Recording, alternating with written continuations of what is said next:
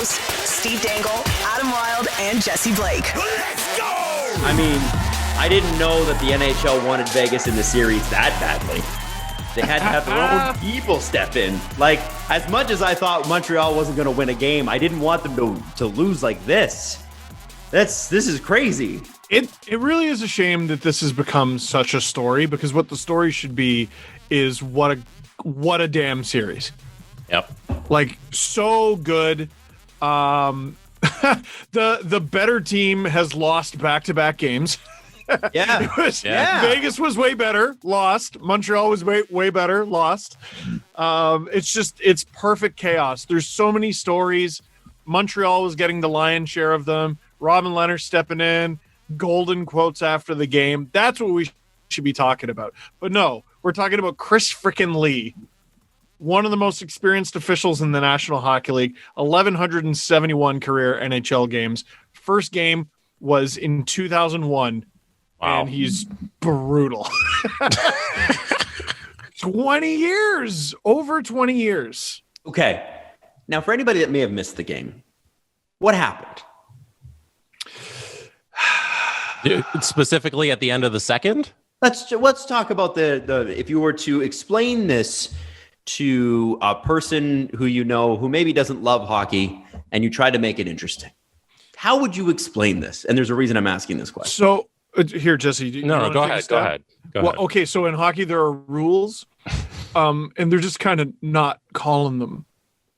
And I saw a few Vegas fans get defensive. This isn't about the Vegas Golden Knights. Yeah, it's don't make not it about you, Vegas. It's not about you. It's not about Vegas being dirty or having a dirty reputation. I don't really think they do. They're not freaking calling anything. Yeah. And like Montreal cannot get on a power play.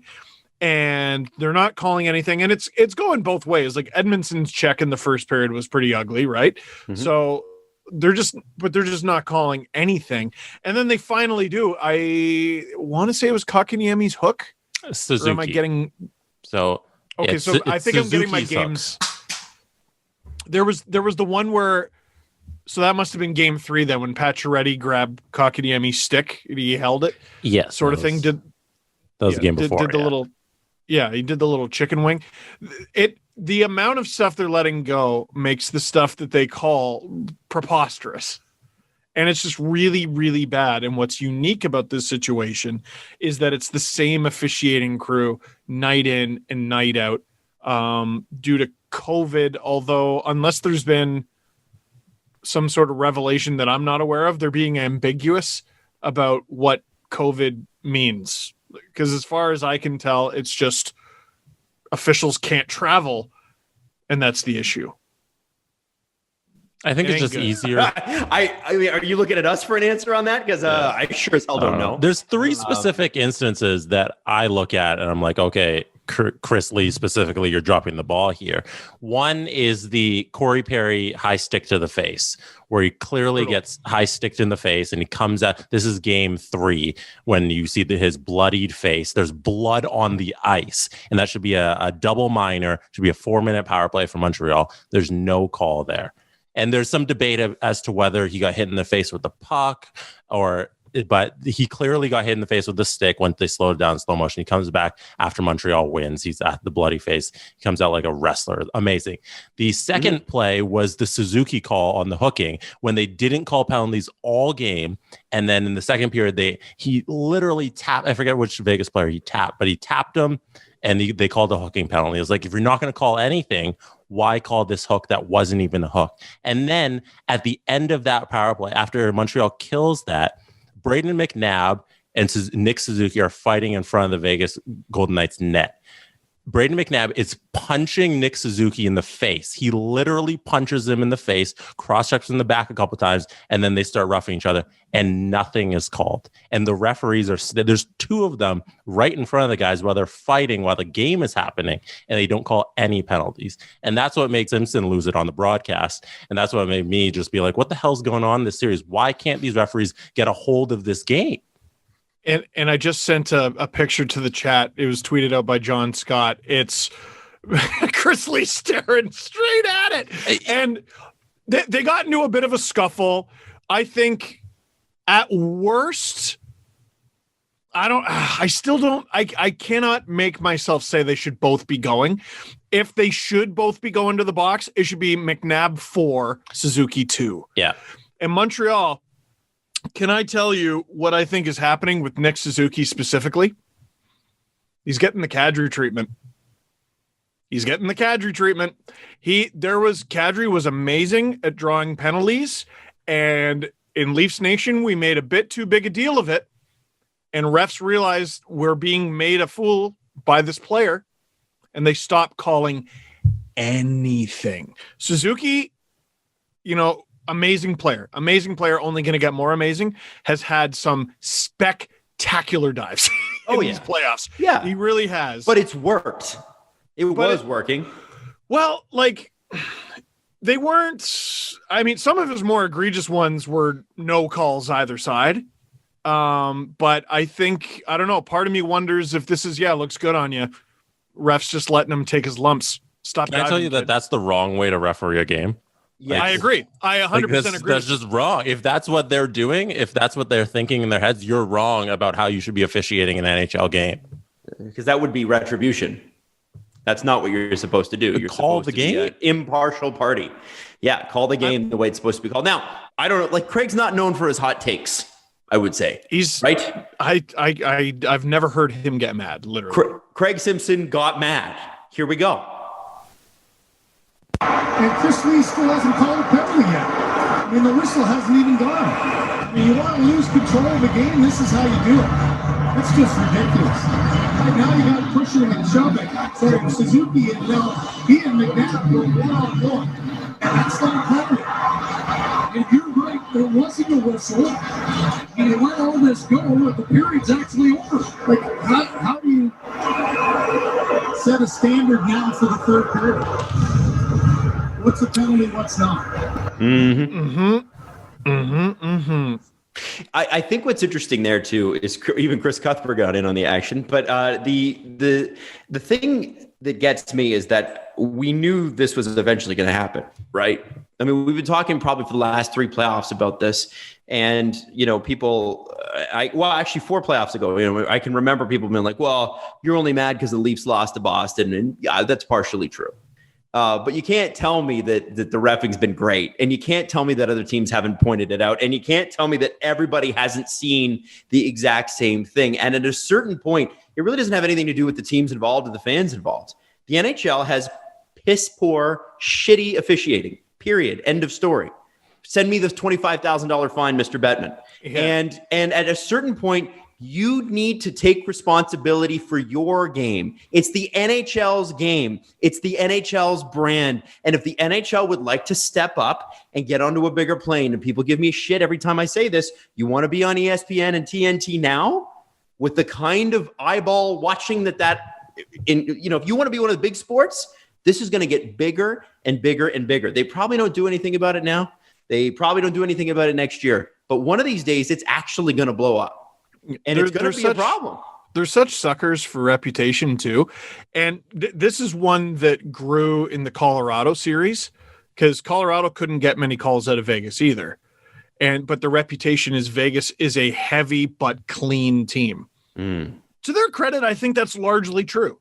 Like for a team that's built like them, I don't think they commit that many infractions, but there is some, impeding guys, and there is a little bit of, there's been a bunch. We need a more clearly defined definition of what checking from behind is, because there's been a bunch in this series, a lot from Vegas and some to Vegas. And if you're in front of the net, you're allowed to check guys all the time in the back. Like you can cross check guys in the back if you're in front of the net, and it's not a penalty, even though in the rules you're literally not allowed to do that.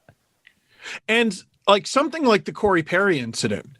So there was a stoppage after that. I was told in my ear that it was to clean up blood from the ice, but I think it was just a regular scraping. Yeah. For God's sake, if there's a guy bleeding profusely from the face, there's no reason to get that call wrong when we all know what the call is, right? And there's a stoppage. You have time to look at it, right?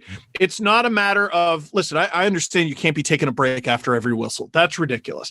At some point, the game has to move forward. You got to play. I get that. But there's a stoppage here.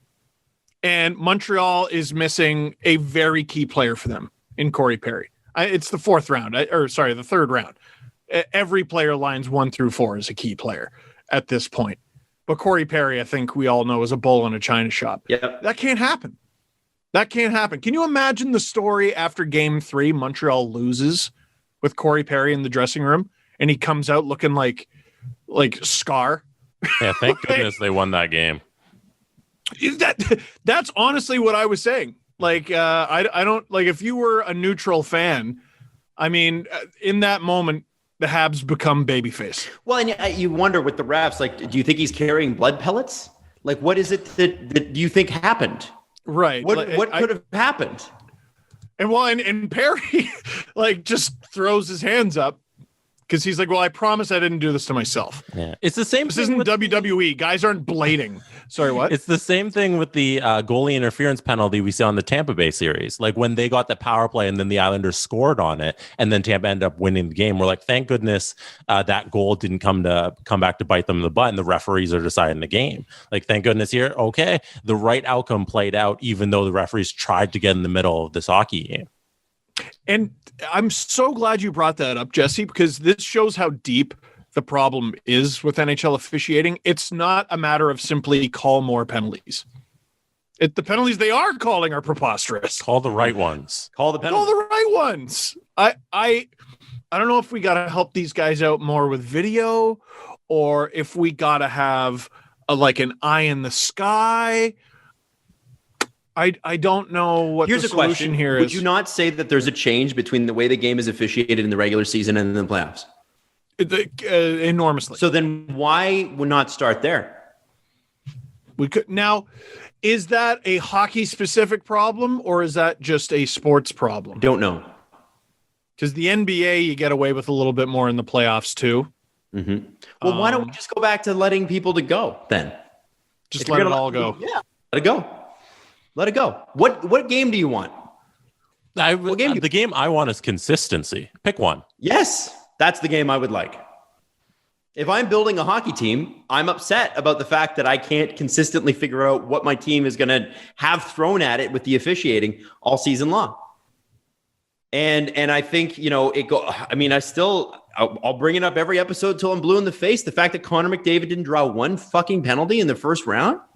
Come on. And are you that's it. That's all you need to know.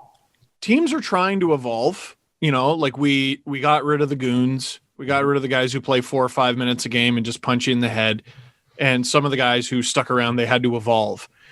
And if this keeps up, players they're coming back. We're just going to get players to hurt you. We're going to injure your stars. We're going to, what's it going to be? Pick your poison. Is it going to be elbow to the head? Is it going to be a fight? We're going to jump you off the face-off. George Peros got KO'd a staged fight with Colton Orr. That was the first game of the season. That's how you want to start your seasons? You want to go back to that?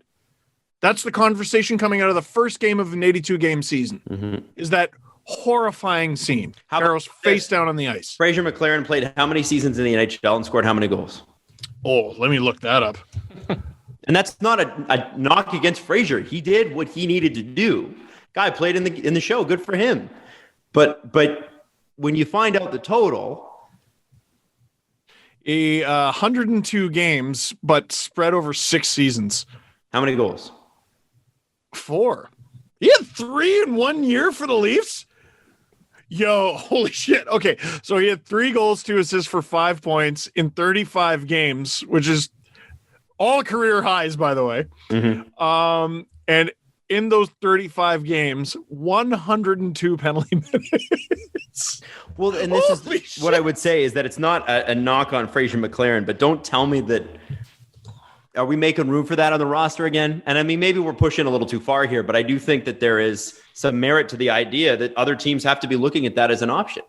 I think, you know what, Adam, I think you're right. And we're getting a little too far away from what the conversation should be. just call the rule book.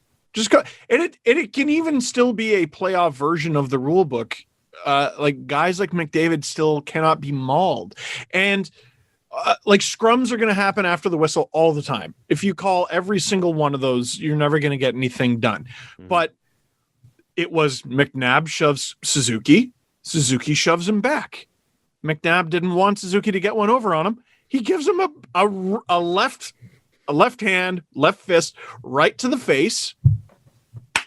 Nothing. I'm not even asking you to bend the goalpost because Suzuki's younger and smaller. You cannot punch your opponent in the head. And if you both do it, you both got to go. I just don't get it. And it would have been a bigger story after game 3 had Montreal not won. And it was still a story. What is a bigger story in the series at this moment? You know, you could argue, well, Kelly McCrimmon and Dominic Ducharme with the positive tests and, you know, Vegas without a number 1 and this and that and the other. But it's all anybody's talking about today. The biggest story out of this series in the National Hockey League. It should be right now Leonard and Fleury, because I think that's been the most compelling thing for me from in terms of hockey. Like that's been the most compelling thing. These just Pete DeBoer having the cojones, or to steal the Jim Ross term, the intestinal fortitude to go with Leonard just out of nothing. Just like, hey, I'm going to put in the other guy, and then it worked. It was awesome. Well, what I personally like is that the DeBoer sword made another appearance, stabbing Fleury in the back one more time. Sorry, go ahead. Well, I just have a hard time, by the way, believing that came out of nowhere. Like everyone's like, oh, DeBoer with the galaxy brain. I'm like, are you sure? Okay, I don't think it's a galaxy brain. I think it has everything to do with what happened with Marc-Andre Fleury giving away the puck at the end of game 3. That's it? Like, yes. I thought it was shocking that's because Marc-Andre Fleury is having the best season of his career in his mid to late 30s. Yeah. Like he's having the best and they went away from him. I think that's shocking. He's a coach where the margin, first off, he can't. Robin Leonard is a great goalie who had some injuries and, you know, played great and was pretty good last year too. Marc-Andre Fleury had a great year, but that lapse in judgment could potentially cost this team the Stanley Cup Finals. And if you're a head coach, you have to look at that and go, okay, have you played too many games in a row? How is he, 35? Let me look. He's 35 years old, 36 years old. 36. And 36, not focused. That kind of lapse cannot happen. I'm going to give you a day off. You're not going to like it. The moment I knew Vegas was going to lose that game is the very next play after the tying goal. It's like he went out and played the puck out of spite. Yes. And he was like whacking it one-handed. Yeah. I'm like, you're out of your mind. Right. And you're out of your mind whacking at the puck like that. This is my point. I think Pete DeBoer saw that and said, okay, you need to sit down for a bit. Sometimes doesn't matter that sometimes the best coaches pull us out of the game before our performance falls off. That's the best coaching. And it obviously leaves you open to questions. And I loved Robin Leonard's press conference. Yeah, I got to the arena early and I read Twitter and got mad. I'm like, who is this, Kevin Durant? Like, right. You're just getting angry at everybody. Chill, bro. But he played a great game. Yeah. I mean, he's the best Vegas player that took the ice last night. Yep. It's an option that Pete DeBoer has that when you see your starting goaltender, and the Leafs, not to make everything about the Leafs, but is there another perspective in the world? The Leafs have never had this. When Freddie Anderson looked shaky, and often he did in the playoffs because he played 60 games already by the time they got there, there was no option. It's Freddie again, and Freddie again, and Freddie again after that. And this is what you have. And I think, the Leafs would be smart this year to take a good old look at this. I think Chris Johnston said it on our show a couple weeks ago. They're looking for a legitimate other option. Not that Jack Campbell isn't great, but they need two, and they know it. And I think if you look at the way Pittsburgh handled things when they won their cups, if you look at the way Washington handled things when they won their cups, Vegas has had a very, very strong goaltending contingent. Good for them. And good call on Pete DeBoer's part. Doesn't mean Marc-Andre Fleury's a bad goalie or that he won't get back in. It's just time. One thing that was tweeted at me when I was asking for questions is that 3 of the 4 teams that are left are currently spending over $10 million on goaltending. I think that's very indicative of where you should be putting your money. Like maybe it's not so much in the forward group, and maybe Montreal had it smart when they went out and they got an expensive backup, even though they had a very expensive starter. So let me ask you this question. Name a team remaining that doesn't have like all-star caliber goaltending. Occasionally get a team that gets into the playoffs this late and it's like, whoa, I mean, I don't know how they're doing it with that goalie, but they're managing it. We haven't even seen the best goalie in these playoffs play yet. Curtis McElhinney. We have not seen it yet, but we will. Did the Leafs blow their chances at a Stanley Cup when they let him go? I mean, I think it's pretty concrete. They made the wrong decision there. I don't know about a chance at a Stanley Cup. They got him for free. They gave him up for free. He's still in the NHL on the best team in the NHL with a ring. Oh, Curtis McElhinney, Stanley Cup champion. God, Leafs, get out of your own damn way, for God's sake. Along those lines, my favorite tweet from last night was Pierre LeBrun, who said, Paul Byron was on waivers 3 times this season. He had the best game out of any Canadian. Wow. That's how Montreal got him. Yeah. 3 times. Exposed to the NHL. Now he's playing the best. He's the best player on the ice for his team in a loss, unfortunately, but in the middle of the playoffs, in the conference finals. Unbelievable. Well, that's the upsetting part. I think it's just like, God, you look at these guys and you go, man, we could have had any of this. Now, I do want to talk about some Montreal roster things, specifically relating to Phil Danault later on in the show. So we'll come back to them. Right now, though, we got to get to the Islanders in Tampa. That series knotted up at 2. And I think, first off, Brayden Point with another goal. And it just rubs salt in the wound of Leaf fans. Brayden Point accepted less money. He's that many playoff games. I signed, I think, the same summer that Mitch Marner did. There is a comparison there. I don't care what anyone says. There is. Okay, as someone... Leaf stock isn't where I expected with Tampa. Every time I hear Brayden Point's name, every time. Adam touches on something earlier than I thought, but we might as well get there. I hated the Marner contract saga. I hated his playoff performance, especially later in the series. But we talked about the Leafs got to find a way to win fans back. That guy has to win people back specifically. Mitch Marner? Individual. Yeah, dude. His name gets brought up. It gets shoehorned into every conversation. Brayden Point does anything good, and people go, oh, yeah, well, Mitch Marner. Ben Simmons had a bad game last night for the Philadelphia 76ers. And I see people, like, they're making Ben Simmons, Mitch Marner memes. That was such a 7 bad fourth quarters. Yeah, that's not the same. All-star. He doesn't know how to play a certain part of the game. Like, that'd be like if Mitch Marner didn't know how to shoot the puck. It's different. Well, it depends who you ask. No, it's different. Depends. I agree. Ben Simmons is on 146 mil. There's an argument to be made that Mitch Marner also needs a jump shot. I'm not kidding. Ben Simmons doesn't have a jump shot. I think Mitch Marner needs a shot. It's probably jump highest or second highest on the Leafs, I bet. On skates. On skates? I was actually talking about a real shot. Who would jump higher on the Leafs than Mitch? I think Mitch would Morgan win. Riley. Is he a high jumper? Yeah, he's got a ridiculous vert. I don't know that. It's like, oh yeah, when he was like 18, he was like 5 feet off the ground. And these are the things Steve knows that no one else should know. But Steve knows them. For some stupid reason. Why do you know that? Well, I don't know. I saw like combine footage or whatever. Steve, why does Mitch Marner need to win back this fan base? This is what you're talking about. Because people find ways to be mad at him. Like Philadelphia lost a 7-game series in basketball, and people went, well, their disappointing player and ours are the same. Well, I think it's a fair point. Saying is over the top. It's a fair point to say that disappointing players often are disappointing for the same reasons. When they're disappointing, they didn't perform under pressure. No one's disappointed in the way, pick a name. No one's disappointed in the way Adam Brooks played in the first round. No. You earn the right. You know what, Jesse? Me too. No, you earn the right to disappoint people by being good. Right. Yeah. Does that make sense? Yes. You can't disappoint people if they don't expect anything of you. I don't know what this guy does. I don't know what this guy does, but Sorry, Jesse. How do you if Mitch Marner can't redeem himself until next year this time? Like he can't until the playoffs happen, nobody's going to believe him. He finished I think he can before that.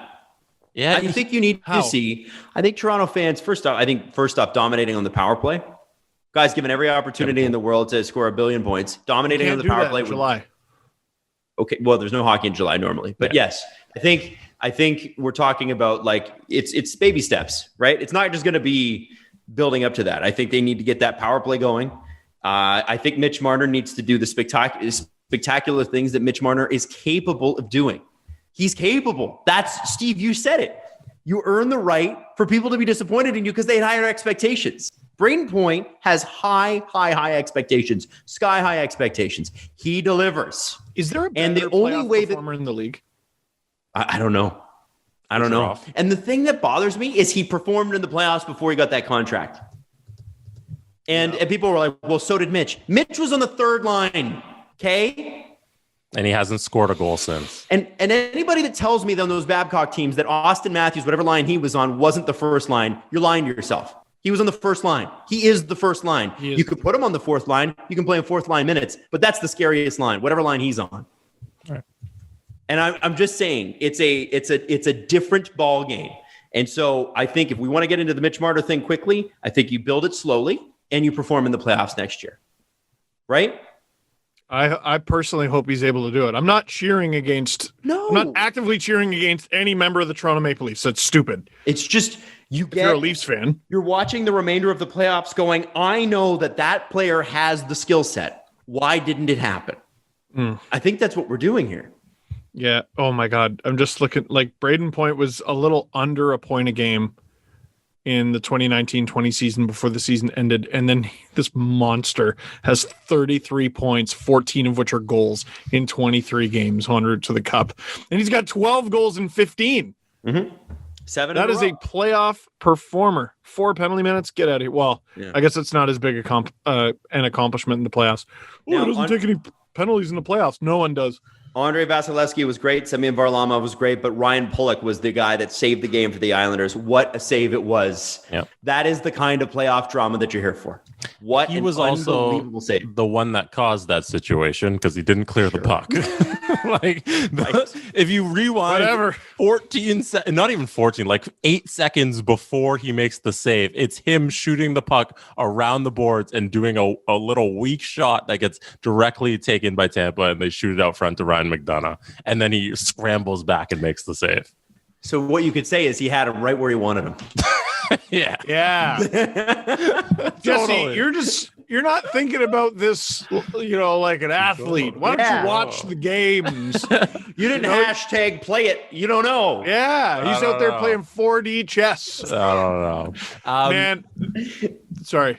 Go ahead. I want to talk a little bit about Matt Martin, because I think he was the best Islander on the ice on Saturday. There was a conversation around him. He knocks down Pat Maroon at the end of I think it was the second period when he comes at him and like a brick wall, he falls down. That was awesome to see.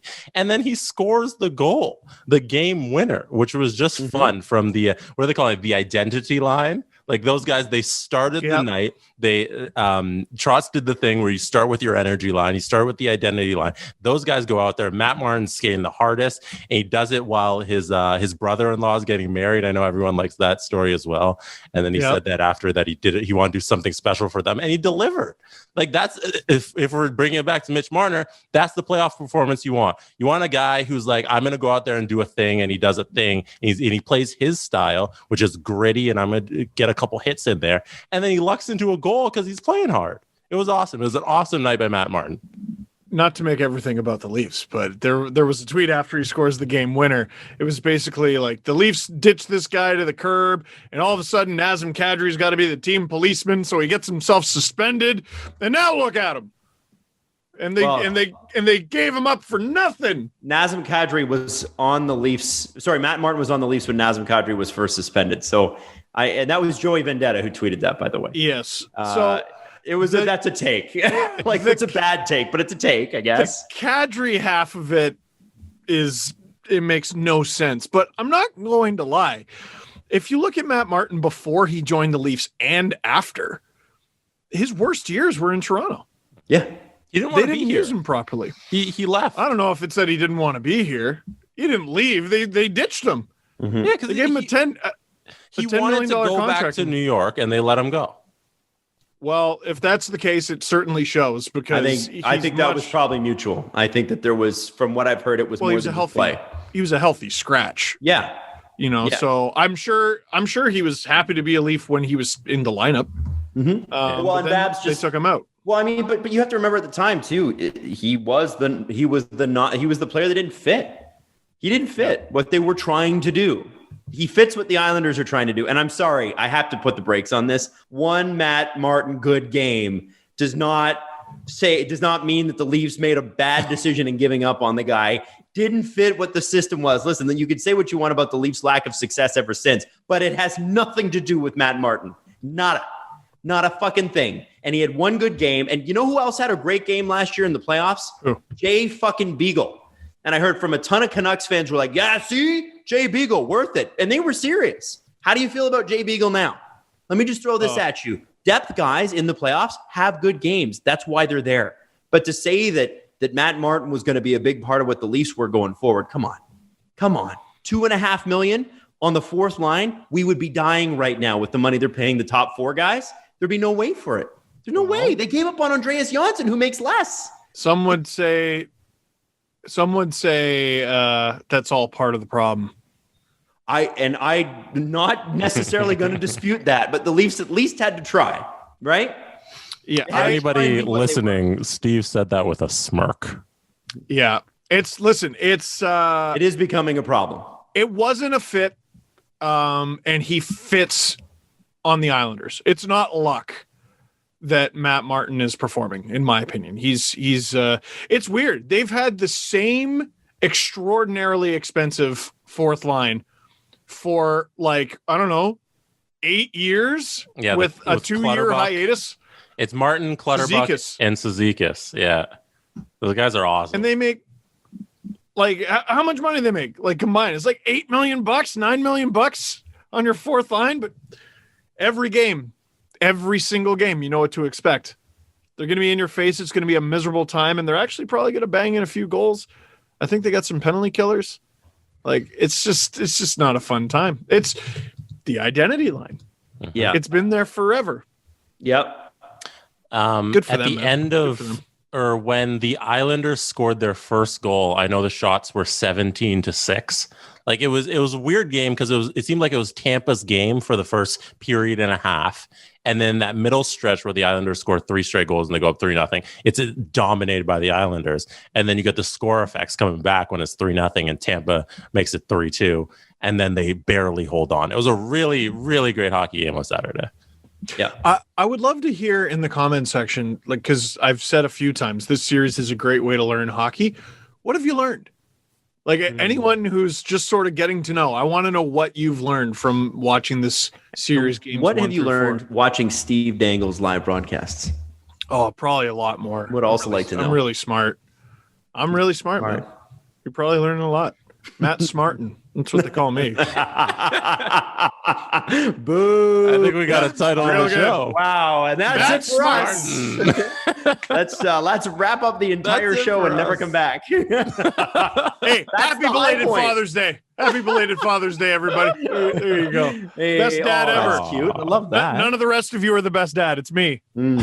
Says so on the mug. New guy is the best one. I see. Yep. Calder. I got the Father of the Year Calder. Oh, there it is. So I want to get to some off ice stuff because this is the part of the year where it starts to really heat up. We've got Jack Eichel news. We've got other bunch of stuff. But I want to start with this. And this is not going to be the top story of the day because of the market it's in. With respect to everybody in Arizona, it's just not. But they know. We need to talk a little bit more about the huge mistake the Coyotes made in re-signing Oliver Ekman-Larsson. And it doesn't mean that Oliver Ekman-Larsson is a bad player. And it doesn't mean that we don't think he maybe was worth that particular summer. But the Arizona Coyotes needed to do a better job of asset management. See, when you have a star player that's on the decline, and objectively, he's on the decline. These are numbers all the metrics show that he is. Yeah. And he's going into his big contract year, and there's a team that wants him, and they want to re-sign him to big money. You let the team that wants him have him, and you go take their picks. The Vancouver Canucks were willing to drive thousands of dollars in picks, millions of dollars in picks to Arizona. Just drop them off at your front door, which they could desperately use right now because they've been fined a bunch of them. Instead, the Arizona Coyotes are saddled with the Oliver Ekman-Larsson contract extension, which has 5 years remaining, I believe, or 6. And let me check that. Beyond that, are now trying to trade it. Don't check it, Steve. Don't worry, I'll check it. I want to know, you drew some parallels in our group chat about this. Who else was signed that summer to big money? Man, I remember we were in the Fan 590 studio when we were talking about this. Wow, it was the big summer, the big fish. It was Ekman-Larsson, Doughty, Carlson. Oliver Ekman-Larsson, Drew Doughty, Erik Karlsson. Now, supposedly Drew Doughty's numbers are still pretty good. Erik Karlsson, we know the wide range of struggle. He's a rover. Mm-hmm. He's a rover. Convert him to the wing. I don't know. And Ekman-Larsson. And those teams finished 22nd, 25th, and 26th, respectively, in a league that's 31 teams, going to be 32 and next year. For a team that's struggling immensely, I'm just going to jump in here for a second. It's an $8.25 million contract, which is the lowest. Between Doughty and Karlsson both got 11. It's by far the lowest. But Ekman-Larsson also wasn't as good. And he is due a $5.25 million signing bonus on whatever this year's version of July 1st is. July 22nd or whatever the hell they're calling it. Whatever I don't actually know. Yeah. Whatever free agency is. And that's a big hit for the Coyotes. That's a lot of money for a team that last year at this time was making late payments. Do you remember that? I certainly do. They were late on player bonus payments and they were late on arena payments. Oh God. Man, that contract is just a mess. It's an absolute mess. And I think they're still 2 years away from being able to trade it. Well, they're trying to now. And they tried to last offseason. I'm giving you nothing. And the Coyotes have nothing to offer. They have, almost nothing to offer. They do have a 2022 first rounder, but they don't have one this year. They have 2 seconds, don't have a third. Oh boy. Like this team that just replenished some of the picks they lost. If I'm a team looking to take on Oliver Ekman-Larsson, I'm cleaning you up. Yeah, it's a good thing you got all those picks back. Thanks. Or you're making them retain. Right. Oh, which I don't think makes any sense for the Coyotes. Oh, I don't know what you do there. That's tough. In October, they had the self-imposed deadline of October 9th is when they tried to trade him. And there are two teams that OEL was going to go to was the Bruins and the Canucks. Mm-hmm. And they couldn't get a deal with either of those teams. So now that he's expanded his list of teams because he has a no-move clause, do you think is still a chance he goes to the Bruins or Canucks? Do you see a fit in either one of those or somebody else, one of the other 29 teams? I don't see... You know what I see with the Canucks is because Arizona might be willing to take less salary back. I'm curious about how the Tyler Myers contract is structured. And the reason I say that is it saves Arizona a couple $1 million. The Aquilinis can absolutely afford the signing bonus. And if there is no signing bonus in the Tyler Myers contract, well, there's a guy that can be there long-term, steady. And if you do rebuild or retool, whatever you want to call it, not a bad guy to have around at $6 million. So Adam's onto something here. Not necessarily like it doesn't have to be Oliver Ekman-Larsson here, but he's onto something with Tyler Myers. So he's going to get on whatever the new version of July 1st is, he's going to get a $5 million signing bonus and then will be owed an additional $2 million. The next year, his base salary is $5 million. with no bonus. And then the following year, it's a $5 million signing bonus, $1 million salary. So he'll be owed 2 + 5 is 7 + 6 is $13 million. It's a lot less than the 5 years and 30. Well, we're talking 13 about, over 3. That's not bad. And actually taking, if that was what you signed Tyler Myers to this offseason, I don't think anybody's like, oh, that's terrible. He's okay. Some people, but like it's not particularly noteworthy. Right. You know what I mean? With guys, listen, the cap will go up eventually. You're going to need some numbers on the books. And Arizona's got to get a guy in there that's steady and is going to stay there long term.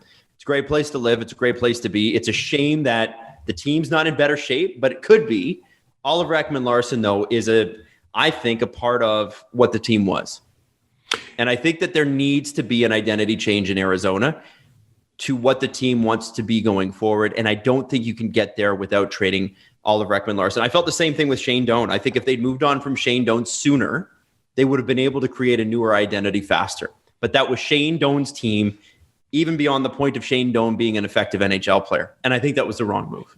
I don't think you're ever going to get $8.25 million worth of value out of Oliver Ekman-Larsson, but I don't think I'm off base saying it's reasonable to believe a player that talented will recover at least somewhat. Mm-hmm. I think he'll be better. I think a change of scenery would be very good for him. Mm-hmm. I agree. And I think you surround him, like if he gets to play with, like, let's say it's Vancouver again, right? This is a for instance, by the way, we have no idea if Vancouver cares. But let's say they do the Tyler Myers for Oliver Ekman-Larsson straight up, and they re-sign Pettersson, they re-sign Hughes. Well, okay, so he's playing with Hughes and Pettersson and Horvat and a pretty good young core there. That's exciting. That's fun. They got a pretty good tandem goaltending. You're going to be fighting for the playoffs. You know that. You know that's the goal at least. Maybe it's not a lock, but I like that a lot better than what I'm seeing in Arizona, which is just perpetual cycle of it's a tough place to play when you don't feel like you're ever a lock to do anything. Well, and it's like I said with the Sens, like you sort of have to hit this magical window in order to compete. That's Arizona in a nutshell. You got to hit this magical window where money and talent align. And it's as hard enough as it is to win a Stanley Cup. Well, I mean, we know that. Mm-hmm. And then further handcuffing yourself with that situation, I just don't know how you do it. And teams like that, it's once every 20 years they kind of hit it. So what it seems like, a little cycle, you know? Yeah, they've made the third round once. And then they go back to rebuild mode, and then they hit it again. They get lucky when everything lines up, and then they go back to rebuild mode. And it's never consistent. This is the problem, too, is the way that Arizona has structured this contract, guys, is the bonuses were sort of spread out.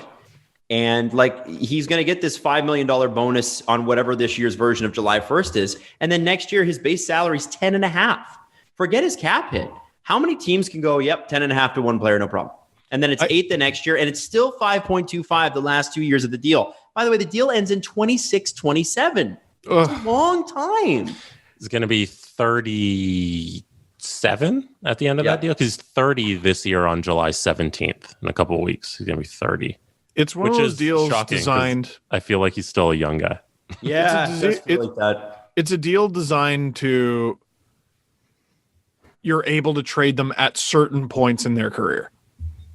I almost wonder if they sat down and they were like, "Yeah, you could trade me at this time. That'd be okay." I don't know. And it's a shame, really, because he's been such a hero there for so long too. Like, I think we need to acknowledge the attachment that Coyotes fans have with Oliver Ekman-Larsson. It's just a shame. Everything that's happened, none of it's the fans' fault.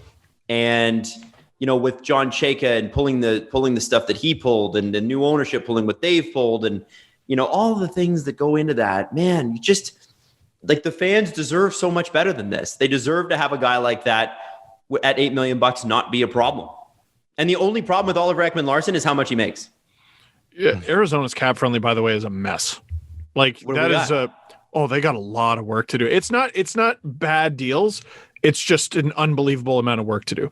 Clayton Keller, Nick Schmaltz, and Christian Dvorak are all signed to term.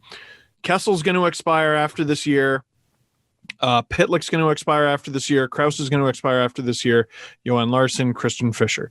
Mm-hmm. Then you got Dryden Hunt, John Hayden, Connor Garland is a huge one, and Lane Pedersen, all RFA. Derek Brassard's a UFA. Michael Bunting is a UFA. He's a guy who is probably going to need a deal. Wasn't he on Team Canada for the World Championship? I don't know about this year, but the year before. Don't know. And then you only have 3 defensemen signed. Literally 3. You have Ekman-Larsson, who we're talking about trading, Jacob Chikrin, and Ilya Lyubushkin. And then it's Demers, UFA, Goligoski, UFA, Ness, UFA, Gross, UFA, Osterley, UFA, Halmerson, UFA. Your goalies are ripe for the picking.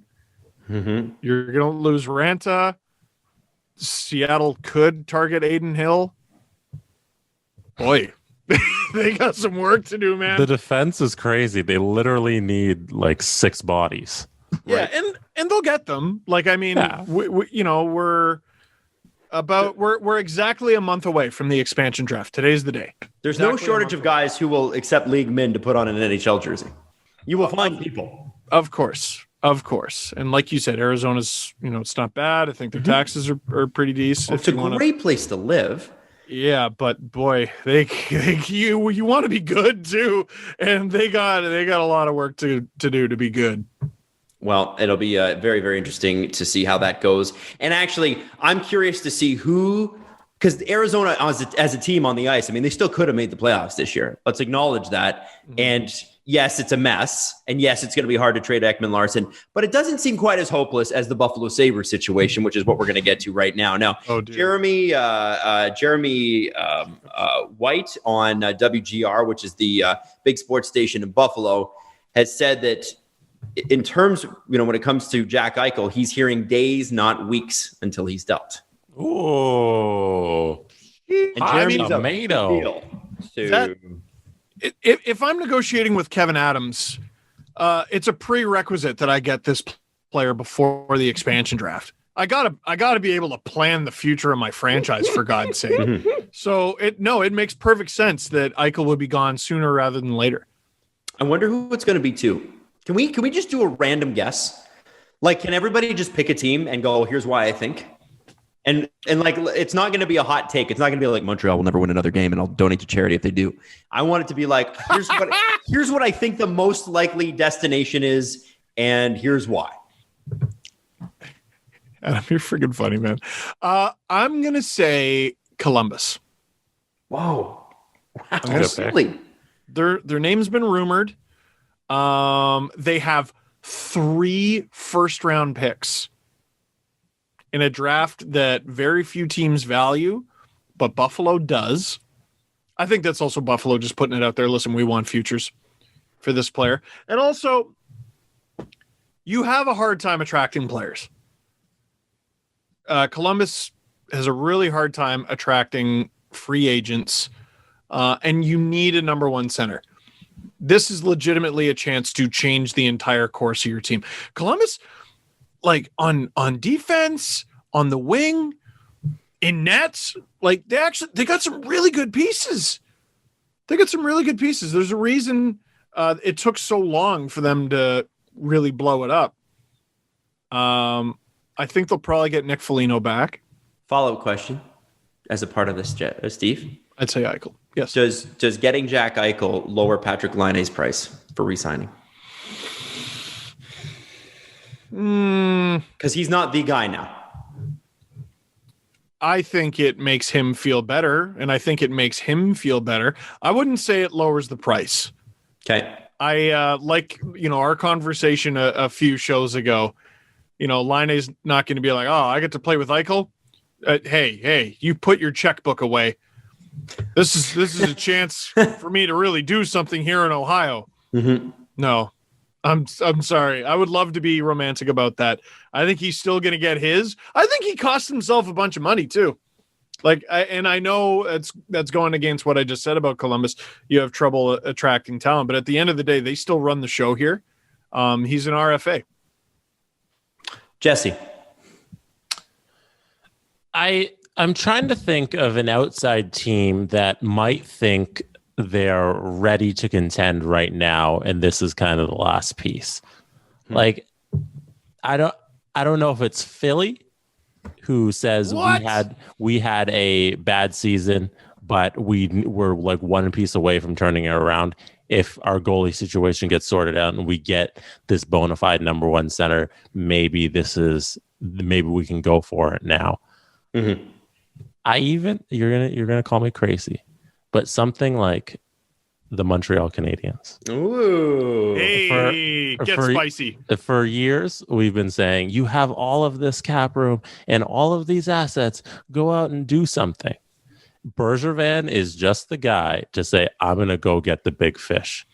All of these guys who are performing in the playoffs, their value is now triple because they're doing it in the playoffs. So why not? If anybody's going to sell, why not sell high? And if anybody's going to sell high on their guys, it's going to be a guy like Bergevin. So Byron for Eichel, straight up, straight up. That's it. One for one. No, let's get nuts. It would have to be Suzuki. See, if we're just talking futures here, maybe it wouldn't. Like Montreal, immediately my brain went to Cole Caulfield. Montreal would never do that. No. Suzuki, I don't think makes any sense for them either, because why not? Why not? In a summer where you're potentially losing Denau, it's way easier to stomach if you now have Eichel, Suzuki. You lose Denau, you go out and get Eichel for maybe a Romanov. Maybe you sacrifice on the back end. You're not playing him anyway. Right. Yep. We have enough matured talent. We send off the young guy who's going to be as good as these guys in a couple of years, but we're trying to win now with this new center. I don't know. Here's who I target. I'm looking at Alexander Romanov. If I'm Kevin Adams, I'm looking at Matthias Norlinder, who's another defensive prospect who's very well regarded in Montreal. I'm looking at Caden Primo. That's who I would have thought. Mm-hmm. Yep.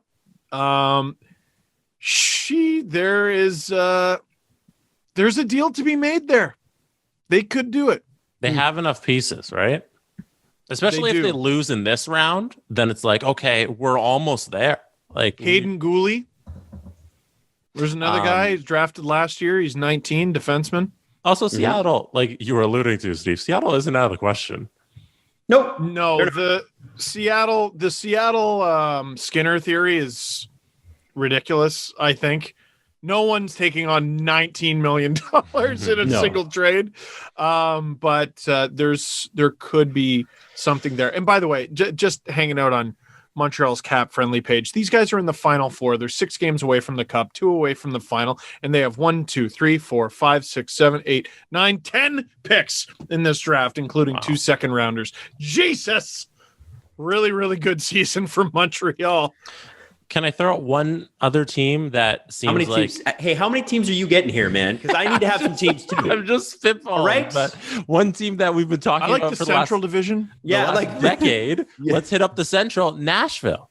For the last decade, they've been looking for a number one center. I don't know their pieces. Like I don't have cap friendly open, but Nashville is always interesting because they haven't had a center in the last 400 years. So I wouldn't put it. Yeah, since David Legwand left, I wouldn't put anything past David Poile.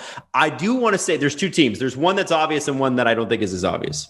Okay, first one, Rangers. Now the Rangers need a win. The Rangers need a win because they had a shitty season. They fired their entire management into the sun, and Chris Drury needs to change the conversation. The Islanders, who they beat for Panarin, are in the 3rd round of the playoffs. Do you think that's sitting well with Dolan and company? Don't think so. No. Don't think so. So they have got to have a win. They got the prospects and the players to do it. You can make it happen. Okay? So that's pretty cool. It's an enticing move. I wondered about the Washington Capitals. Now, I think that sounds crazy. They haven't really even been linked.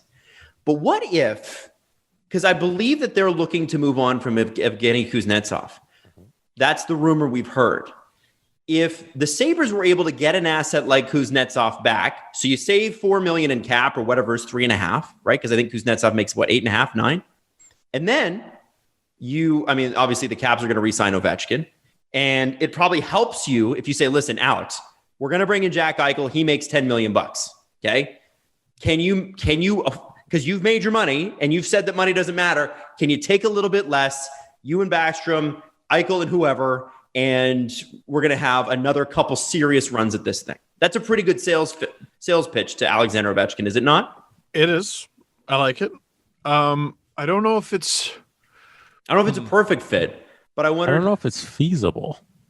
I think you could do it. Because I think if you're the Sabres, you probably move Kuznetsov. Like if you're going to get him back, Kuznetsov plus, you move Kuznetsov to somebody else's. Yeah, because he doesn't fit the plans for the Sabres. Right, but it still gives you the asset you can move. The interesting thing there for Washington is as long as you have Alexander Ovechkin and Nicholas Backstrom and TJ Oshie and John Carlson, I just don't think you're ever going to rebuild or even retool. You got to load up. Every year you got to load up. So I don't know if it's Eichel, but you got to swing for the fences for at least, I would say, the next 3 years. So if you've got to move on from Kuznetsov, which they seem like they're talking about wanting to do, that's a good fit. And then if you're Kevin Washington. Adams, yeah, I think so. And then you double deal. Kevin Adams, call Columbus, call Montreal. And offer him Kuznetsov? Yeah, give me a first round. Because I was going to say, Kuznetsov, extremely talented. Buffalo needs a complete culture reset. Yes, and Kuznetsov wouldn't fit that, I wouldn't think. I don't think so. What I'm saying is if you're Kevin Adams, you have a three-way deal basically lined up. New York, so many enticing pieces. Lafreniere is, if I'm New York, I don't. Capo Caco, second overall pick, who's been a little bit disappointing. Philip Hedl, who's an RFA. I don't think they let him go either, but you never know. Keandre Miller is a really interesting piece at 21. Adam Fox is not going to happen. That dude's nominated for the Norris. It's not going to happen. One of the goalies, Georgiev, I might look at, because you're not going to get Shesterkin. And if I'm the Rangers, I make you taking D'Angelo a prerequisite for the deal. There's something there. There's definitely something there. Oh, my God, they got four guys on dead cap. Sorry, what? I mean, there's been something there for a while. Yeah. And by the way, Steve, you just talked about culture and you mentioned Anthony D'Angelo. Oh, no, I know. But you try to trade him too. That's New York going hot potato, giving you that. Listen, if we're going to take this player, you got to take this player. Plenty of teams around the league. I wouldn't be surprised to see that trade drop just after the show was posted. The other one in Buffalo that's interesting is Sam Reinhart. Now, he shot 19.2% this year. Whoa. A lot. Whoa. But he makes $5.2 million. He had 25 goals in 54 games. So let's say in 80 games, he gets 25 goals. 5.2 million is not bad, right? He could take the Sabres to arbitration, get a 1-year raise, and walk as a UFA in 2022. Or you can trade him to a team that might be interested in him. Some teams that have been brought up are the Devils, the Canucks, the Blue Jackets. I don't know how the Canucks have possibly been. Why are they in on everything? Well, maybe because they're willing to, like, if you're the Sabres, again, to use Tyler Myers as an example, here's a steadying force who's been there that isn't going to cause you problems in the dressing room, who you go, okay, well, there's a guy, and we have him behind. At least Rasmus Dahlin doesn't have to play every minute all the time. I think it's a message. We keep hearing the Canucks because they're open for business. It's not necessarily that they're in on all these guys. They're open for business. Blue Jackets, Kings, Red Wings also among the teams that may potentially be in on it. LA's been consistently in this conversation. I don't quite get it, but I mean, it's enough noise that it's true.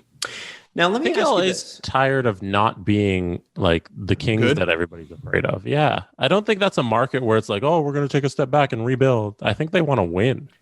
And they had a good little they weren't hopeless this year. Yeah, but they missed the playoffs. Yeah. I don't think that's part of the course for them. No, but what I'm saying is, like, I could see them just bursting onto the scene, right? They're not in Buffalo's situation where it's like, okay, I have no idea how these guys get good. Whereas I look at LA and I'm like, oh yeah, you do this, and this, you're fine. Okay. Let's move on to the Oilers. They got a bit of a conundrum. Who do you extend? Zach Hyman. Tyson Barrie or Adam Larsson? You do what the Leafs did last year, and neither of them. Now, Larsson and CC. Mark Spector, and this is from Sportsnet, said if there was an opportunity for Barrie to stay in Edmonton, it could be a great fit. He's apparently seeking long-term and max money. Obviously, he bet on himself, made a ton of money. Now, this is what, according to Luke Fox, they've also got Nuge to figure out here. But what they were saying here was the Oilers may instead, I'm not saying there are rumors that to this effect, but they may instead prioritize signing Larsson because he's more defensive and then betting on Oscar Klefbom coming back and being Oscar Klefbom. But neither of those sounds overly appealing, does it? It's not even just overly appealing, which no, they don't. It's you're leaving so much up in the air. You have no idea if Klefbom's going to be Klefbom. And the Oilers were terrible defensively in the playoffs, and you know who they had was all the Oilers. So your solution to bettering the Oilers is to bring back the Oilers? You got to make changes. You got to add, in my opinion. Like, Tyson Barrie was clearly, we knew what he did well. And he put up points in Toronto. Everyone ignores the fact that Tyson Barrie was Tyson Barrie in Toronto. Very much. I think he's a guy, though, for a team that can't score. And you bring him in and he's your fixer there. The Oilers need stops. They badly, badly need stops. And that's not a guy you bring back for big money and term if that's what you need. Let him go somewhere else where it's a better fit, and you go out and you get help some other way. Because you're just going to look the same. You can't look at the 4-game sweep against the Jets and be like, all right, let's run this back. Oh, well, they outplayed them in all this game. Well, they didn't win any of them. So who cares? It's just like the Leafs. So, well, they were, this happened and this happened. Build a fort with all your ifs. I don't give a shit. They need to make changes, man. Would it kill the Oilers to get creative? It might, literally. Well, we spent a lot last deadline. I don't know, and our cap constraints. I've never heard a term. I've never heard a team spend this much time talking about what they can't do instead of what they can. No creativity. Hang on to that. Let me add to that. Sure. Steve, you're so upset. No, hold on. Don't go any further because I want to know what your opinion is when you hear this wrinkle. Oh, great. Because I'm adding to it. Ryan Nugent-Hopkins. Mm-hmm.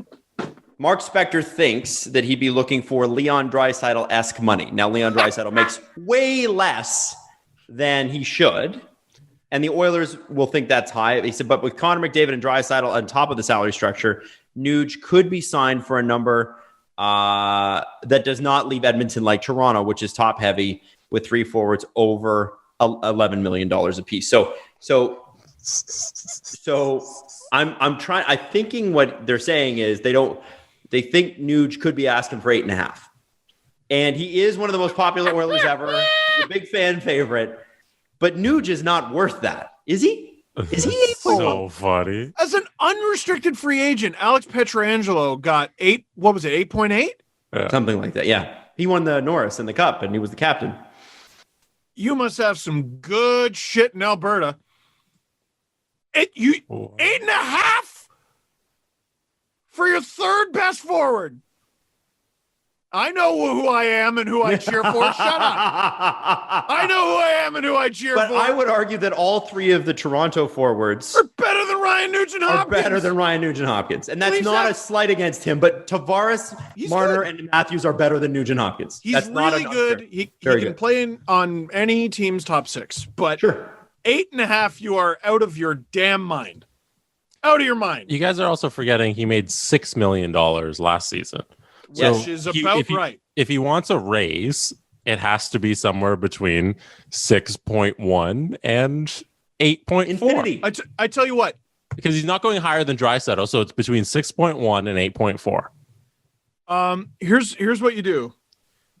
If he wants that kind of money, what he needs to do is go on like Craigslist or Facebook Marketplace, maybe even eBay. And you go and find a DeLorean and you prevent the pandemic from happening so that the cap goes up and you're fine. That's the only way to get $8 million? No, not in a million years. You sure? 7? I think that's too high too. 7. I think Adam, is 7 too high for Nuge? Yes. Brayden Point ruined it for everybody. I think 6 is what he's making is what he should get. I feel bad for players in Nugent Hopkins' position and Tyson Barrie's position. It goes back to our conversation, like guys who took less term before and they want their term now. It's guys, the cap isn't going up. The cap isn't going up. Like, I know agents are there to get you the maximum amount of money possible, but which are any of these guys there to give their client the best possible advice or the most realistic possible advice? Guys, our reality changed in March of 2020. The cap stopped going up. No one's got any actual money. And if they did, the amount of money they're allowed to spend is kept at what it was 2 years ago. And it's going to be that way going forward for several years. $8 million? No. That's just one person's opinion, to be fair. Who in the National Hockey League is giving Ryan Nugent-Hopkins $8 million? Someone. I don't think anyone's going to. I think if Nuge is an UFA on July 22nd or whatever it is, I think he gets $7 to $8 million. I think if he gets that kind of money, then Zach Hyman's worth all the money that the Oilers are going to pay him. I think someone says, here's 7.1. Here's 7.2. Yeah, and again, it's not that he's not a great player, but if that's the cost, that's too much. He's a great player. And listen, he might get that. Yeah, I just don't think it's very as a smart. free agent. If he re-signs in Edmonton, I see it being around 6 something again. But as a UFA, somebody's going to overpay. 35 points in 52 games. What the? No. Who's his agent? I'm looking it up right now. NHL GMs, they're not the smartest bunch. No, they're not. But like this summer, they're going to be. That's the cap is there to restrict their stupidity, and it's doing its job. It's doing its job. You can't do it. His agent is Rick Valette. I'm just, man, he doesn't have a ton of clients. He's got Jake DeBrusk, a couple guys I don't recognize. Oh, he's got Dylan Ferguson. That was that high school goalie who played for Vegas. He's got Nuge. He's got Ryan Murray on the Devils. And 2 other guys who are RFAs who I haven't heard of. So I don't know. I guess he's got a hit on this one. Like, dude, $8 million? You should have scored more than 16 goals then. Like, I'm sorry. Like, he's an excellent hockey player. And I even conceded, $6 million. That's about right. 7. Unrestricted free agent. All right. That raises the price. Maybe Jesse's right. We're getting close. We're getting very close. No, we're freaking nuts. It's $1 million off. That's a lot of $1 million. It's right there, Steve. You have to concede that it's almost 8. If this guy is asking for 8, he's gonna get like 7 something. Like that's how negotiations work. I'm sorry. You have $8 million this offseason. You do not spend it on Ryan Nugent friggin' Hopkins. That is that's asinine. That's ridiculous. No way. He'll be in the ballpark.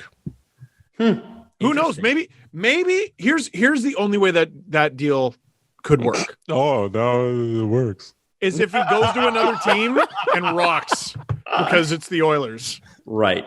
Yeah. And maybe they've been holding him back this whole time. I don't know. McDavid's been holding him back. I imagine. Well, I mean, he'll probably get a bigger role, but like, wasn't he his winger for a while as well? Like a little bit. Yeah.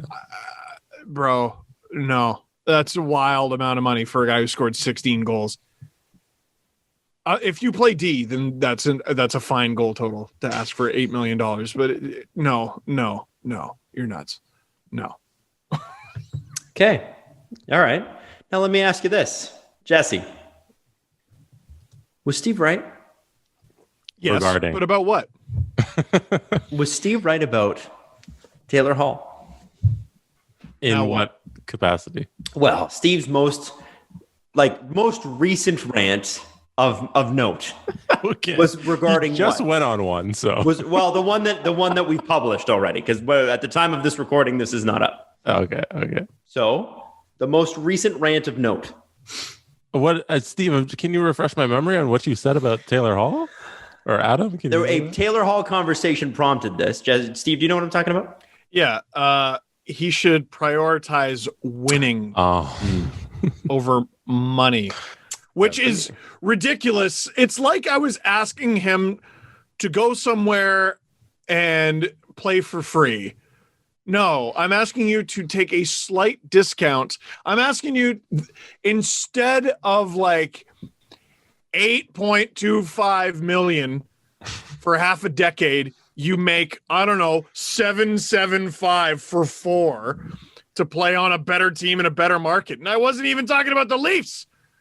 If your choice is shittier team versus the Bruins, shittier team offering you more money versus the Bruins, you take the Bruins, Taylor. And I am telling you to sign with the Bruins. Do you know how hard that is?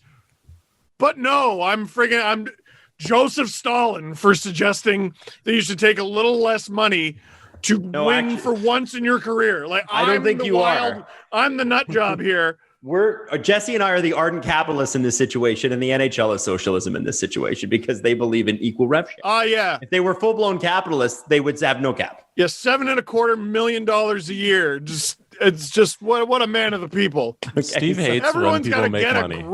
Get a grip. Steve hates anybody who makes money. For sure. Yeah, he does. That's what a few people took from it. I can't imagine what else I've said in the past that pissed them off. Really? Like, just whatever you got to tell yourself to deal with the fact that you're wrong in this conversation and I'm right. You tell yourself that. I know I'm 1,000% right. Yes, Adam, go ahead. Can I tell you why you might be? Why? Or at least why somebody might agree with you. I don't know if you're right, but I think somebody might agree with you. And that person is Taylor Hall. Of course. He said, listen, it's not a prediction. Okay, am I going to tell you the quote? Go ahead. You go ahead. It's not a prediction. It's just what I would do. Go ahead. Sorry. He's going to take a big old drink of that jug of water. It's never a bad decision to drink water, folks. I think that makes you a socialist. Anyway, Taylor Hall says, I don't even know what my value is at this point. I'm not looking to absolutely maximize my value at this point in my career. I've been fortunate enough to make some money in this league. And at this point, it's about more of a fit for me than maybe money or a long-term thing. You want to find a home for the next few years here, and we'll see what happens. That sounds to me like he's re-signing with the Bruins, guys. Yeah. And it sounds like for the same reasons that Steve told you. Yeah. Oh. Well, that was another part of the conversation is I was basing my opinion off of his wants that he put out there into the media. Yeah. Taylor Hall's in a position in his career where winning trumps getting the extra year or the extra couple million. Yes. Like he's not the guy coming off the entry level deal needing the 7 years and the double digits. Like that's not Taylor Hall's position. He's also not a guy coming off a particularly strong group of seasons. Also that he's not going to maximize his value anyways. No, but he was awful in Buffalo and he was awful in New Jersey the year before. I don't. It's not kicked ass in Boston. Mm-hmm. Sure. Kicked ass in Boston. So if there's anyone who's going to want to keep him, it's Boston. I agree. I agree. Taylor Hall's not sitting there as being like, extra year in Boston or an extra year in Arizona is going to be better than 5 in Boston. Like, no, he's not saying that. You still do all the regular negotiation shit. Whatever the Bruins offer you first, you ask for more, But ultimately, you sign with the very good, in a nice place, Boston Bruins. And try to win. Yeah, that's what I would do if I was Taylor Hall's personal friend. That is what I would tell him to do. Well, I think it's because he has the luxury to do that. Some players must go after the money, which we can't fault them for. I also think that he had long-term money on the table last summer, and they goofed it. I think that's going to come out one of these days. There was something there. There's something really weird about that Sabres signing. We don't talk about it enough. If I were to guess, that's what I would guess. There was big term, big money. Somebody walked from it, And Darren Ferris is his agent, and Darren Ferris is a truculent negotiator. I think that's fair to say. And he's going to be so much richer this summer, no matter what. Right. Yeah. Isn't it better for you to have happy, successful clients? I don't think the agent. What does the agent care? They talk to him like 3 times a year. You get a day with the cup. You get to take a picture with it. It's good for your IG. Yeah, it's true. It's good for your websites. It's good for your landing page. It's good for all that shit. That's very true. Very, very true. Yeah, we don't have a picture with the cup on our website. Yeah. No, we do not. We No, sure we do not. don't. One day. I don't think so. No. I don't know if we're, you know what, with the shit we've said about our own team, I'm not sure we'd be invited to the parade. But to be honest with you, we're fans. We're going to be here longer than any of these players will. Yeah. So straight up, I don't care. I will be a Leaf fan longer than any of these people will be Leafs. Thank you very much. Kyle Dubas just whips the Stanley Cup on my forehead. I deserve it, Kyle. Congrats. We didn't even get on the ice for when the Marlies won, so. Well, that's okay. I don't think we're getting near the Leafs Cup win. Yeah, no, they'd be like, yeah, who? What? All right. Hey, I got a replica ring, though, so shove it. The Marlies one? Yeah. That's cool. Didn't they give us all? See it? I don't know.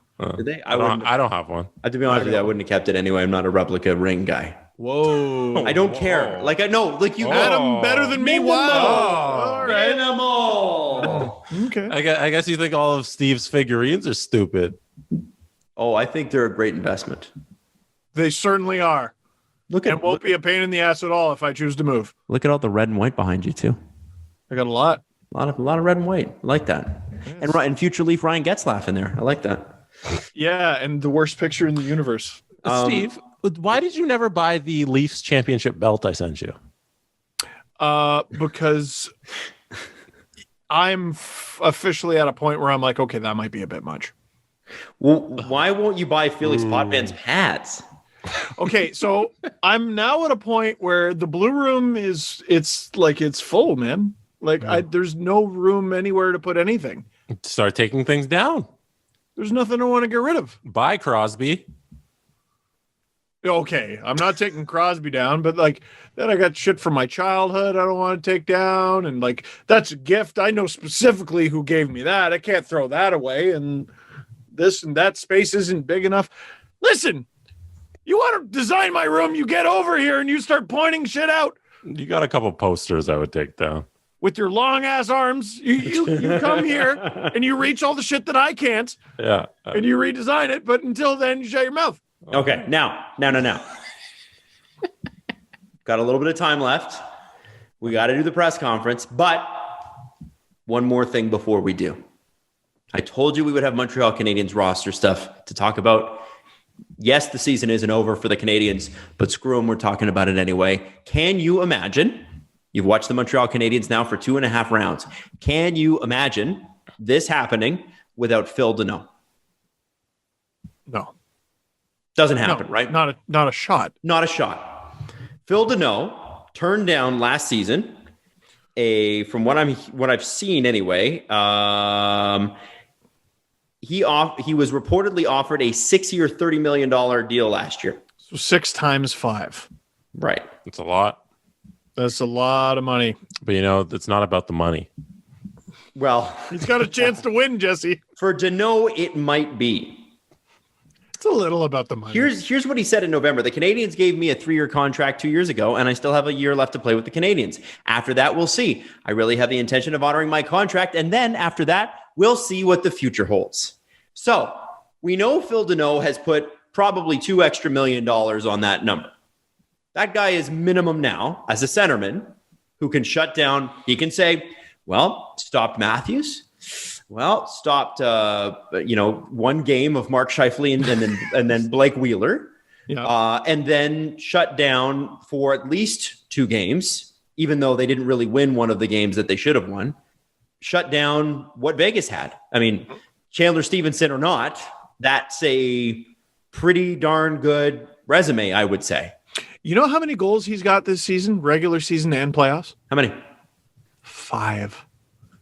Wow. That's how good this guy is at his job. By the way, like he does one thing and he does it unbelievably well. There's a guy that I dropped one of the big four on the Leafs for. I dropped one of the big four for what Phil Danault does. Tavares. You dropped JT for Phillip Danault. I'd keep the centers. William Nylander. You dropped William Nylander for Phillip Danault. Will's got a really good value on his deal. All I'm saying... Does he have a mustache? Flick, flick, flick, flick, flick. All I'm saying is Phil Danault gives the Leafs what they don't have. He'll never come here. He's not coming to the Toronto Maple Leafs. Did he not score in the playoffs? Flick, flick, flick, flick.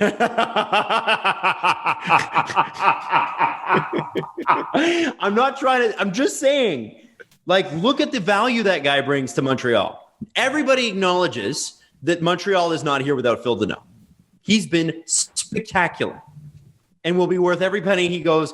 And he's the value that Phil Danault brings. And if he's smart, Steve, to your point, he signs with the team that's a playoff lock. Get me to the playoffs so I can be Phil Danault of the playoff team. I think that marriage should stay together. I agree. It makes Nick Suzuki better too. What a much easier time adapting to the National Hockey League, knowing that guy has all the defensive responsibility. Mm-hmm. What if you let Denau walk and you get Eichel? What if I double down on Montreal getting Eichel? That's the only situation that might make sense. But even then, I think Montreal Maple Leafs. Montreal is so Montreal, and that's the biggest compliment I can give them. Is they are so them. The worst teams in the NHL, you don't know what they are. We know exactly what the Habs are. They're very intentional about everything they wanted to be this season. They bolstered their goaltending despite having the highest paid goalie in the league. They got a bigger and meaner defense after already having a big and mean defense. And they have this truly unique defensive center in Phillip Danault. No one quite has the job that he does. And I think getting rid of him and replacing him with anybody else, however talented, changes what they are, and it might make them worse for it, even if the player is better. Does that make sense? How much did you say Danault's going to get? Well, he rejected 5. I think with the playoffs being the way they are, I think he could be a $7 million player. Whoa! So his career high is 13 goals. Mm-hmm. I know, it's so counterintuitive, right? But at what point do we start valuing defensive players?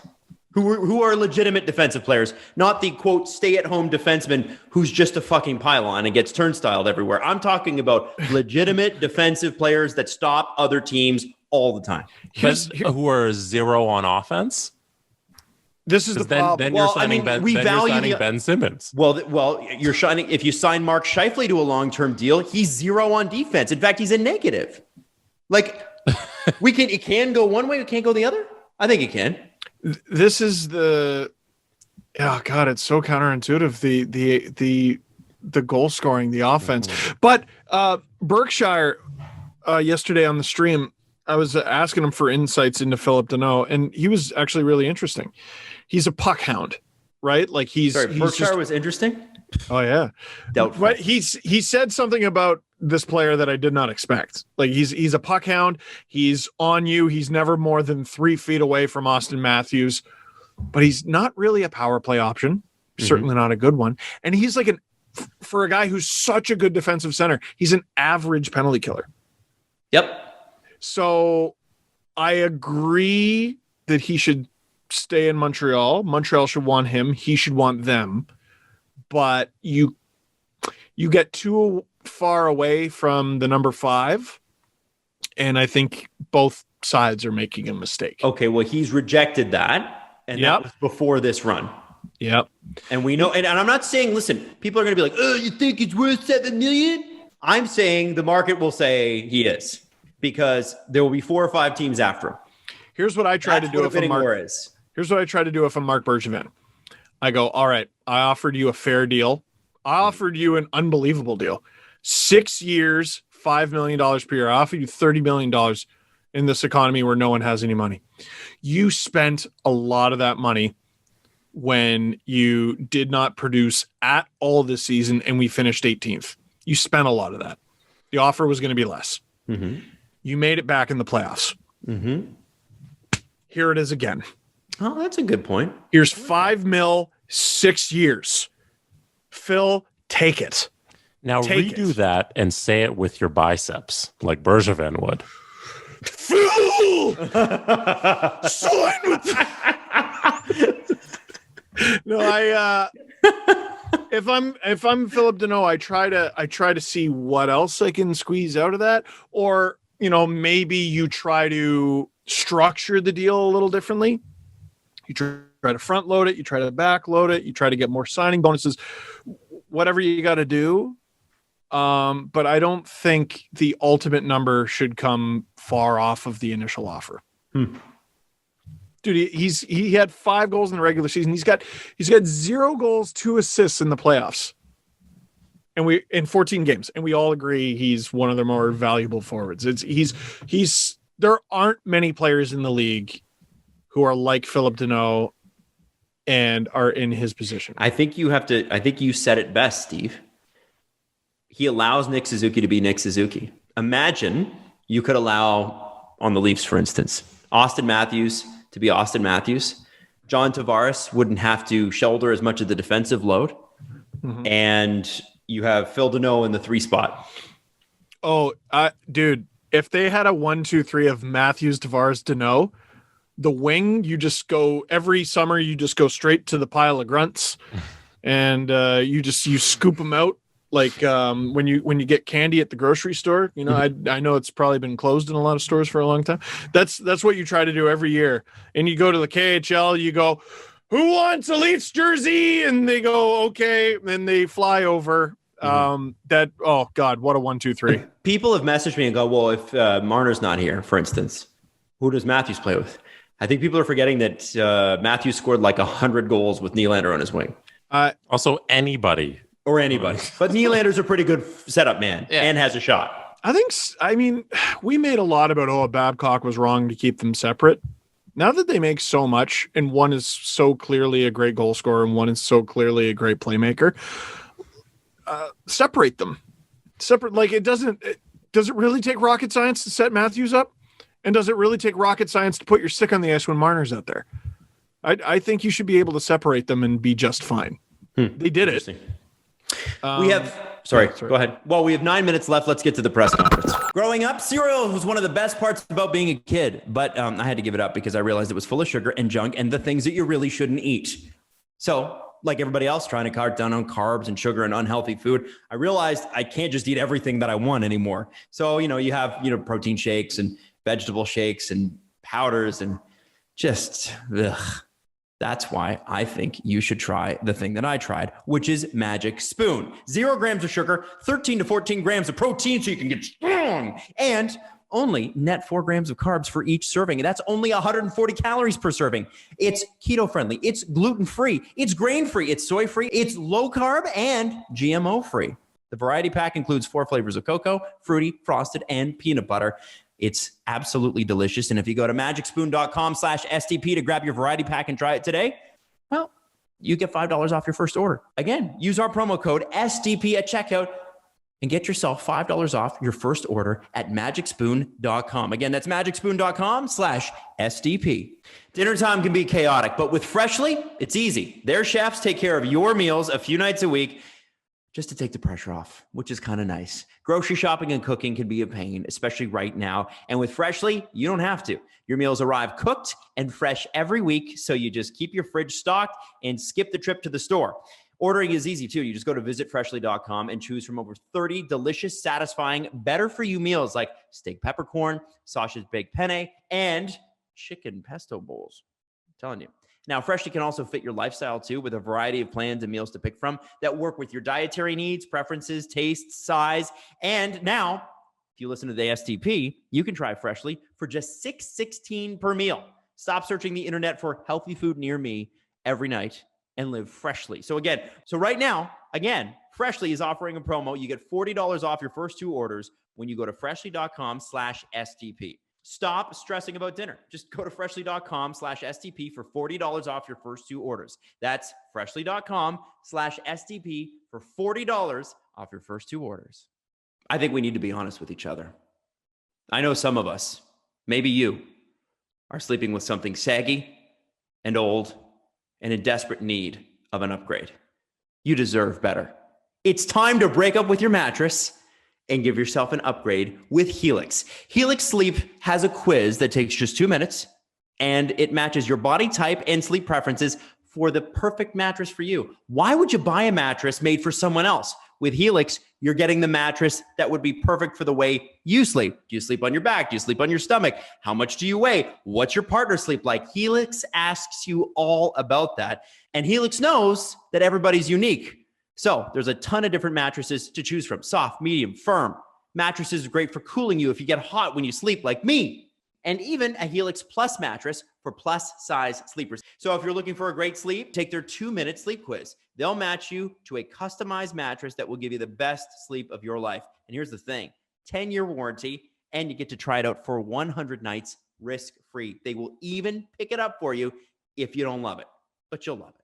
So check it out. Helix is offering $200 off all mattress orders and 2 free pillows for our listeners at helixsleep.com/STP. That's helixsleep.com/STP for up to $200 off and 2 free pillows. The Presser. SDP. The Steve Dangle Press Conference. This tweet comes courtesy of Mike Jeffries. He wants to know, has this playoff run changed anyone's opinion on Price in the Olympics? So I'm going to take that and I'm going to ask you guys, is Carey Price Team Canada's #1 goalie? And if not, who is? Well, because we were talking about like Binnington. Or Carter Hart. Oh, like, yeah, no, that's a very good point. I think it changes the conversation on him. Well, what about his numbers in the regular season? Throw them in the bin. Who cares? This guy knows how to play in behind elite defense. And he also knows how to win at the Olympics. Hockey Canada loves their guys. And Carey Price has given you no reason to think he's not a big game player. I would have said earlier in the season that I disagreed with that, Steve, but I don't think what we've seen in the playoffs is what we've seen. There's no regular season games in the Olympics. Bingo. He's been spectacular. And also, and CJ alluded to this when we talked about it, I think in February, who's the next big Canadian goalie? Name one. Like is Mackenzie Blackwood Mackenzie Blackwood, is he American, Canadian? I don't even know. I don't know. Jesse's Carter Hart will make a comeback. But you're not confident in Carter Hart at the Olympics this time. Canadian, Mackenzie Blackwood. He's probably the second or third goalie, I would think, next year in the Olympics. It could be Carter Hart, Mackenzie Blackwood, Carey Price. And I would bring those two there just to say, here's the experience. This is how you win. And if I'm New Jersey and Philly, I'm fucking thrilled. Great. Go put him next to Carey Price for 2 weeks. That's spectacular. Love it. They don't have to play. He's probably not going to get, none of them are going to get injured. Great. Just go hang out with Carey Price for 2 weeks. Tell me what you learned. Let's go to the playoffs when you get back. And the States will have Jack Campbell backed up by Joseph Woll, he's going to take a big step. And sorry, go ahead. Chris Johnston, as you were saying, Adam, he wrote an article on February 19th, 2021. So this year on February 19th. And he had his goalies on his projected roster as Carey Price, Jordan Binnington, and Mackenzie Blackwood. Oh, yeah, Jordan Binnington's got to be on there. So I think he's got to be on there. It's a Stanley Cup winner. Come on. You imagine he tries to pull that shit at the Olympics and then they ban him? What do you mean you ban me? Well, yeah, it's the Olympics. You can't just threaten to fight people. Well, you can. Talkie. Next question, Jesse. Adam, do you know anything about the Acadian expulsion? I do. Yes. Do you want to do a little? So this is from Sandra, our good friend, mother of the show, Sandra. Oh, she's. Hi, Sandra. Would you be interested in doing a history corner about the Acadian expulsion? I would love to. This is now I have to go all the way back into grade 8 history here. So you're going to have to. I'm a little rusty. I'm ready. Let's go. Yeah. Very fun. Yeah. This one I know. So the Acadians were a group of French speaking French Canadians who were settlers, but had been in North America for 150, 200 years already. So the Brits take over I guess maybe 150 years, whatever. The Brits take over in the early 1770s. They win the first, what I would call the first real World War. And that was, it's funnily enough, a war sparked off by George Washington. Who knew? George Washington started the fight between England and France, which then led to England taking over all of the French colonial possessions in North America, and then led to overtaxation of the United States, which led to the Revolutionary War. But I digress. This is interesting because basically what happened was the Brits take over and they have a completely different way of doing things. French colonial society is far more loose and far less connected to the home country than British colonial society. And frankly, the Brits were worried. They were taking over a largely French territory. They were worried about France coming back and starting another war and having all of these French-speaking people wanting to side with the French if there was another war. And at that point, it looked like there would be. So what they said to them was, listen, if you want to stay here, this is our country now, by the way. The natives are in the, indigenous Canadians are like, not your country. But the Brits said, this is our territory now. So if you want to stay on your farm that's been in your family for like 200 years, you have to swear an oath of allegiance to the crown. And this was a forced thing. You had to do it. And for some reason, it's so funny because the whole oath swearing thing is very odd to me, just based on the fact that like literally you're just standing in front of a thing, you're putting your hand on a book and you're saying, I will do this thing. But if France, had France wanted to start another war, had they had the means to, and the Acadians had made the oath, there's nothing stopping them from then joining the French side. Yeah. It's just it's a completely anxiety-ridden thought. And this whole thing is a joke. But the British said, this is what you have to do. Otherwise, you're going to lose everything. We're kicking you out. So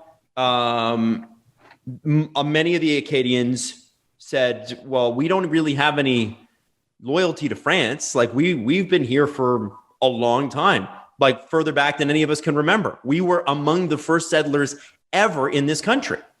And the British government said, doesn't matter. You speak French, therefore you're more likely to be a French supporter or a French sympathizer. So you either do it now or you're out.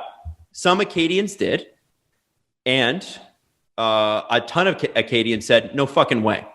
So they left, and they left everything. They left their farms. They left their possessions. They just got up and left. So where do you go? Well, the remaining French territory in North America is Louisiana, still owned by France right up until the time of Napoleon. So we're talking early 1770s here. It's still 40 years before they sell Louisiana to the United States. So they make their way down to New Orleans, and they bring all their culture, all their, and it's a very rich culture. It's a very ingrained culture, all their culture, all their traditions, everything with them. And they are, to this day, I believe they mark that migration. It was absolutely brutal. It was, people died along the way. They were not supported. These are not rich people.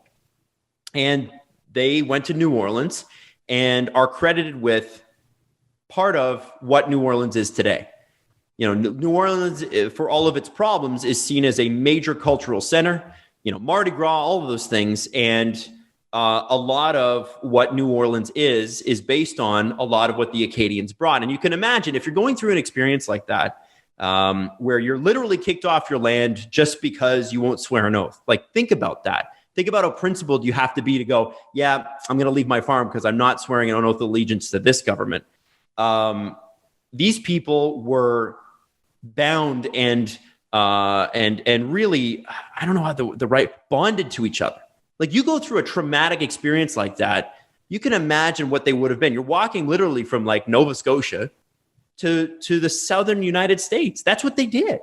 So when they get there, that's a tight-knit community, and it has remained so. And that culture, the good parts of it, have really kind of imprinted themselves on what New Orleans and what Louisiana is because all the Acadians showed up. And it's a shame for Canada because we lost, I think, one of the pieces of this country that was our original, would be, I guess, an original part of settler culture, right? I want to differentiate because Indigenous people were here first. Their cultures were here first. We have lost their cultures for many reasons, which we've talked about on this show before. But of the Europeans showing up, those were among the first people. And that was among the richest part of that particular culture. And we lost it because they were concerned that the Brits were like, well, this will solve the problem. We'll make them swear. And it's the Acadian expulsion is one of the parts of Canadian history that is such a head scratcher. It just goes to show it through modern eyes and a modern lens, how difficult history is to understand. You know, there's so much about history where, you know, people look at it today and they think, how could that have happened? Well, I think it happened because cultures were insanely different. We tend to look at these people like, how could you not see that what I see morally today is wrong? You didn't see it that way back then. Well, there's many reasons for that. And at this time, we have to remember that to the British government, this made sense. And it just goes to show how different the world was and how ethnocentric and xenophobic and frankly, racist so many people were. That the fact that just by the fact that you spoke French, you were obviously one of, you're a big fan of Louis in France. Well, no, absolutely not. They don't need connection to the French crown. They just kind of drop them there and then you start a farm. But that's what happened. That's a very basic overview. And one of many tragic migrations that happened in the southern United States in the years to come. There's Trail of Tears and things like that. But there's a lot more of that than people think about. And I think it's an important part of Canadian history that we really tend to ignore. A, because it didn't happen when Canada was a country, and B, because we're full of regret about it.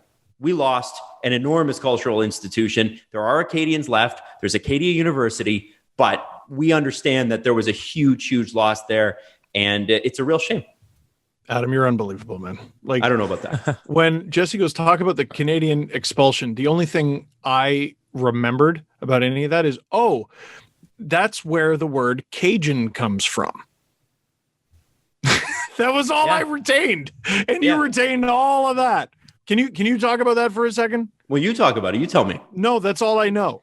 Well, I think isn't it a short form of Canadian or Acadian? Yeah. So Cajun food is basically they're just mispronouncing Canadian. Mm-hmm. Or sorry, not Canadian, Acadian. Yeah. Sorry. Yeah. And actually, you know, if you really want, I think Louisiana is one of the most fascinating parts of the United States in terms of history. It's so crazy because, like, you have such an influx of different cultures there. You've got you've obviously got a French thing. You've got the Acadian thing, which is not French. It's different. They speak French, but it's different. And then you've got indigenous cultures, and it's hot and sweaty and sticky. And if you've been to Louisiana, you know how thick it is and how inhospitable it is and how there's marshes full of like things that'll eat you and yellow fever and dengue. And there's like just terrible diseases in some of these places. Like they used to take soldiers from mainland Europe and they would bring them to an island like Santo Domingo, which is, you know, Haiti and Dominican Republic. And they would think that about 3 months in, between 50 and 75% of those units, so let's say there's 100 people, 50 to 75 of these guys are either going to die or have horrendous symptoms and will be inoperable in battle. We had people that literally would rather die at that point than go to these islands because yellow fever was so bad. And it goes back to, you should read that mosquito book that I told you to read.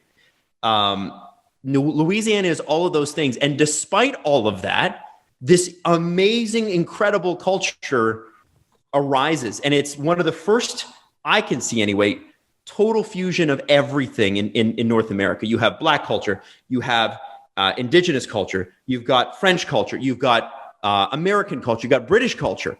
You've got all of that kind of in one, and Spanish as well, because, you know, Mexico's right there. There's a lot of Spanish holdings at that point.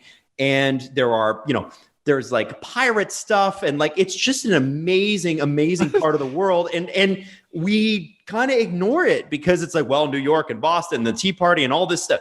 Man, New Orleans and Louisiana as a whole, what a history. And by the way, Louisiana once stretched from where Louisiana is now all the way up to like, I think where Michigan is. Like it was huge territory. And that purchase by Jefferson allowed the United States to expand towards eventually California. Took, 60, 70 years, but that's what happened. So anyway, that's that. Adam, you amaze me. Steve, you knew that Morgan Riley was a good jumper. That is very not the same. It's a little the same. Jesse, would you not say that's the same? Exact same. Random shit. Literally the exact same.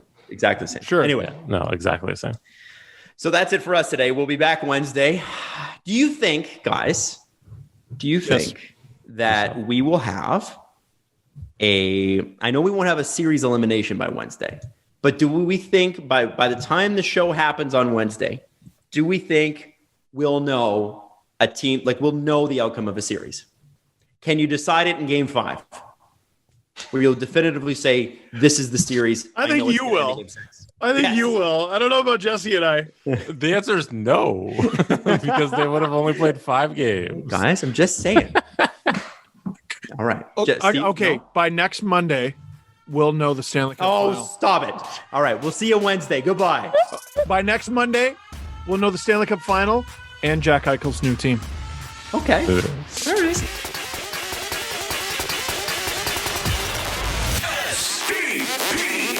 The Steve Dangle Podcast. Follow the guys on Twitter at Steve_Dangle, at Adam WYLDE, and at Jesse Blake.